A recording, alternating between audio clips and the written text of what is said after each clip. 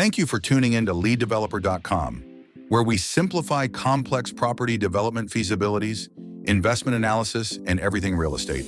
Whether you're a seasoned pro or just starting out, our Google Sheets-based feasibility suite streamlines the toughest aspects of real estate.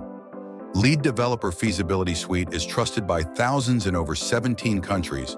Our tools cover everything from quick assessments to detailed cash flow projections and more. Sign up today at leaddeveloper.com for unlimited free access to our expanding library of real estate tools. No credit card needed. Plus, get full support through Edge with step-by-step guidance, exclusive courses, and resources designed for your success. Turn numbers into narratives that win over investors and lenders. Join Lead Developer now. Hey everyone, and welcome to the Deep Dive. We're going to be taking a deep dive into something that affects us all, real estate data. And don't worry, this isn't just for big-time investors. This is about how we can all use data to make smarter decisions about property, whether we're renting, buying, or just, trying to understand this crazy market. And get this, the article we're diving into has some seriously surprising tips, like, did you know that just by checking the utility bills, you can uncover hidden costs? And okay, get this, requesting a seller's tax return can actually be a really smart move. To break it all down, I've got a real estate data expert with me today. Welcome to the show. What are your initial thoughts on all this? Well, you hit the nail on the head when you said this affects everyone. This article really highlights why data is king, especially in today's market. Informed decisions are more crucial now than ever, especially when every dollar counts. And what I love about this article is it doesn't just tell you to find data, it actually teaches you what to look for and how to make sense of it, which is a skill that applies whether you're buying a skyscraper or, just renting an apartment. Right. It's like giving us the tools to decode the real estate matrix. So let's jump into the first tip. The article really stresses scrutinizing leases, especially when we're talking about income property. Oh, absolutely. Leases can make or break an income property. They're often full of, hidden details that can really impact your bottom line. Yeah. The article suggests asking really specific questions about things like, lease terms, durations, those renewal options. Think about it. Imagine you discover a hidden clause that lets tenants break their lease with no penalty. That could totally derail your income projections. Oof, yeah, that's a nightmare scenario. It's like those stories you hear about people buying a property only to find out there's some crazy lease agreement in place that throws everything off. So being prepared and knowing what to look for is key. Speaking of key, tip number 2 really stood out to me. Tax assessments. Tax assessments are a gold mine of information. They can reveal the true value of a property, which isn't always what a seller might tell you. What's fascinating is how property values can change so much from year to year. So getting that latest assessment helps you understand the property's history, and you can see its potential for appreciation. So it's not just about the number itself, but also the story behind it, right? The ups and downs, the trends. Okay, moving on, the article talks about comparing properties, but it emphasizes that it's about more than just looking at the price tag. Exactly. You've got to go beyond just the price and factor in things like, size, those amenities, the location, everything. The article calls this getting the context. Like a smaller place in a prime location could be a better investment than a bigger one in a less desirable area. Right. It's about seeing the whole picture, not just the price tag. Now, something that caught my eye was the article's emphasis on using tech to help us with data collection. Oh, technology is a game changer in real estate. Even something as simple as a spreadsheet can be a powerful tool. The article encourages us to really embrace tech, to organize and analyze data. There's also specialized software out there for real estate investors. But I think the key is to use whatever tools you're comfortable with to your advantage. It's like having a digital assistant to help you sift through all the information. Speaking of sifting, this next tip was a big one for me, checking those utility bills. Utility bills are often overlooked, but they're crucial for making sure your expense estimates are on point. Unexpectedly high utility costs can really cut into your profits, so you want to understand the actual energy consumption of a property. It's like that feeling of getting hit with a massive electric bill because the previous owner had a, secret Bitcoin mining operation going on. Not fun. This tip is all about avoiding those surprises. Okay, now for a tip that might sound a little unconventional, requesting the seller's tax return. I know it might seem unusual. Yeah. But it can be a valuable way to verify what they're saying about income and get a clearer picture of their financial situation. And let's be clear, this isn't about judging anyone. It's just about being informed. It's like getting a behind-the-scenes look to make sure everything adds up. Yeah. And speaking of making sure things add up, the article also talks about the importance of clear lease representations in the purchase offer. That's a big one. Imagine a scenario where a seller misrepresents lease terms. Right. You could end up in a legal mess. This tip is all about having everything clearly stated and documented in that purchase agreement. It's like having that safety net in case things go south. Now let's shift gears a bit and talk about understanding broader market data. This is where things get really interesting. Tip number 8 in the article is about diving deep into comparable sales. It's not just about the sale prices, but looking at things like price per square foot. Tip number 9 suggests checking out lease rates and operating expenses in the area, to see what tenants are willing to pay and what it typically costs to run a property. And finally, tip number 10 introduces this concept of capitalization rates, or cap rates, which basically measure the potential return on your investment. And this is where I have a question for you. Where do we actually find all this market data? That's a great question. The good news is that a lot of this information is public.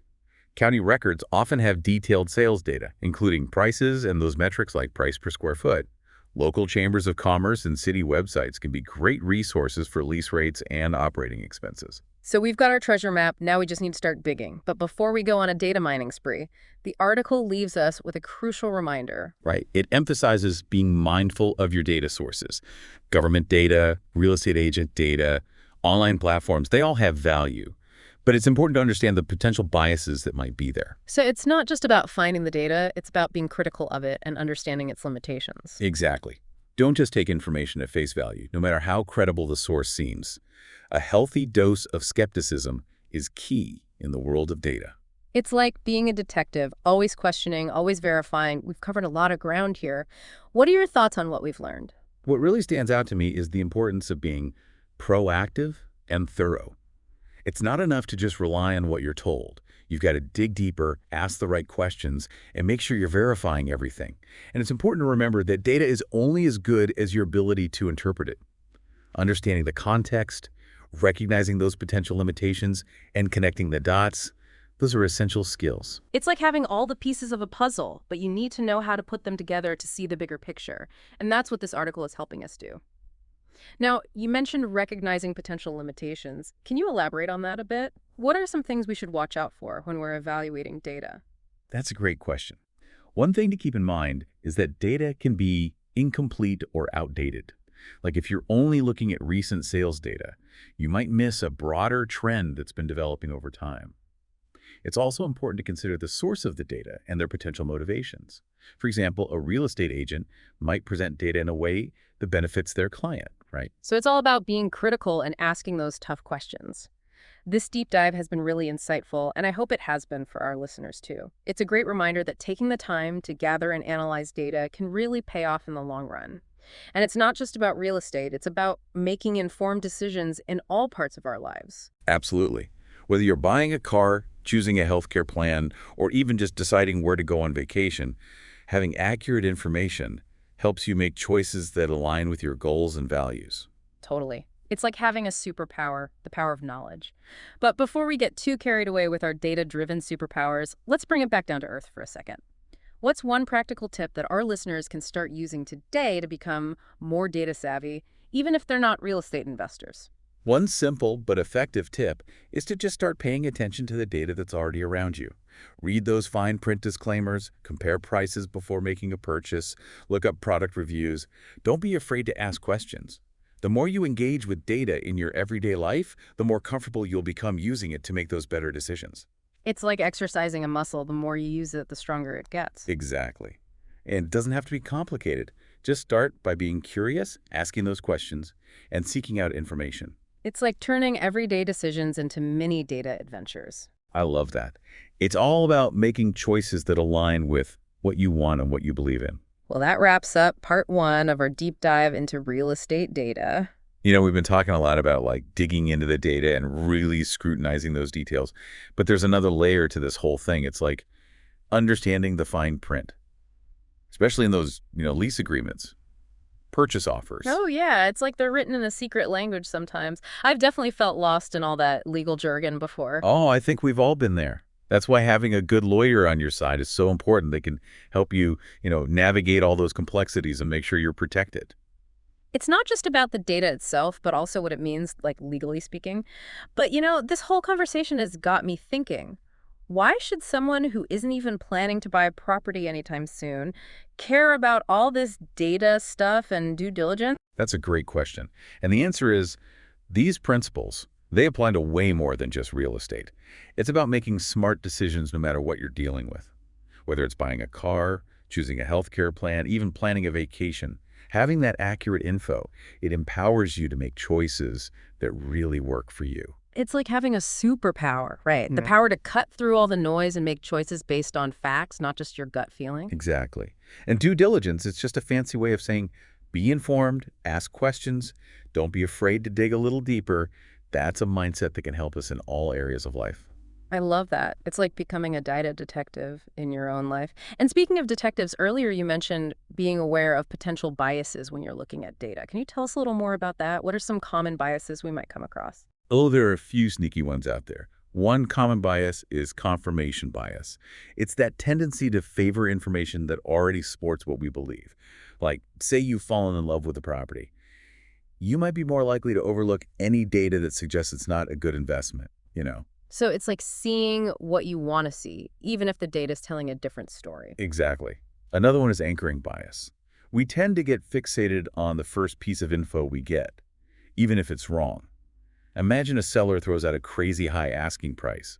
That number might stick in your head and influence how you see the property's real value.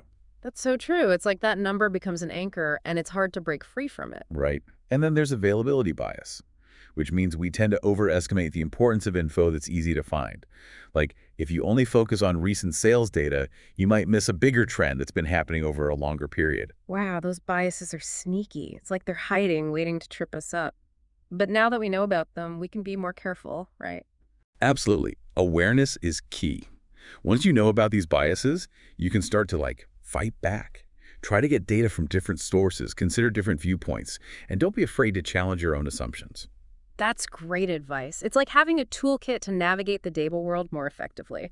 This whole deep dive has reminded me that knowledge really is power. The more we understand about the data that shapes our world, the better decisions we can make. And this goes way beyond just real estate. Totally agree. It's about being informed consumers and citizens, whether we're buying a house, choosing a product, even voting.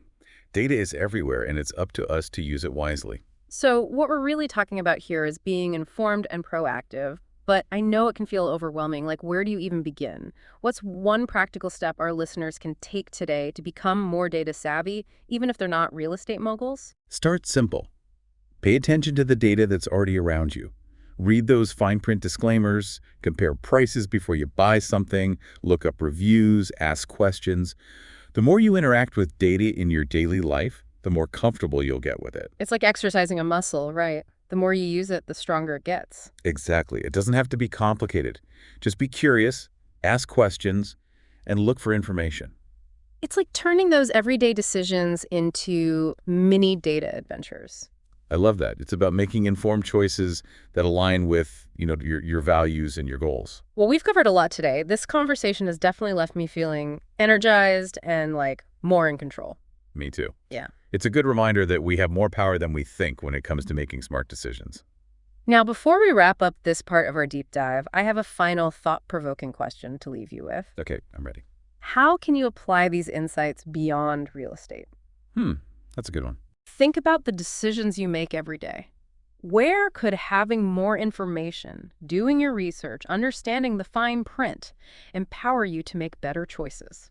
The world is full of data, and it's up to us to use it wisely. Yeah, that's a really good question to think about. It's like, we can use these ideas about data and critical thinking in any part of our lives. It's so easy to just go with our gut or what other people say, right? But when we take the time to really dig in and understand the information out there, that's when we can make the best choices. It's true. It's almost like being a detective. You follow the clues, you connect the dots, and you get to the truth. And sometimes the most valuable stuff comes from where you least expect it. This whole deep dive has been full of surprises for me. Who knew checking utility bills could be so important? Or asking for a seller's tax return could actually be a smart move? I know, right? It shows that knowledge is power. And sometimes you got to think outside the box to get those really valuable insights. One thing I really like about this whole data-driven approach is that it takes the emotion out of decision making. When you have like solid data to back up your choices, you're less likely to just, go with your gut or get scared off. Absolutely. It's about making choices based on evidence, not just how you feel in the moment. It's like having a superpower, right? The power of objectivity. But let's not get too carried away with our data superpowers. What's one practical tip that our listeners can use today to be more data savvy, even if they're not, real estate experts? Here's a simple one. Pay attention to the data you see every day.